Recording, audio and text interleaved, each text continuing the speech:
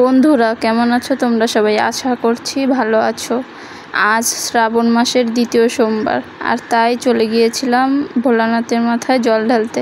তো এই যে বাড়িতে রেডি হয়ে এখন যাচ্ছি, যাব। এই যে গিয়ে তো ওখানে গিয়ে দেখছি লাইন, এত লাইন দেখে তো আমার মাথাই নষ্ট।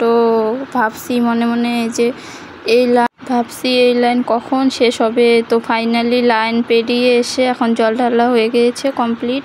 জল ঢালার ভিডিওটা করতে পারিনি, খুব প্রচুর ভিড় ছিল তাই করতে পারিনি। এখন বাইরে এসে একটু পুজো দিয়ে নিলাম। এখানে পাশে মন্দির রয়েছে, এখানে ধূপকাঠি মোমবাতিগুলো জ্বালিয়ে নিলাম, নিয়ে একটু ভালো করে পুজো করে তারপরে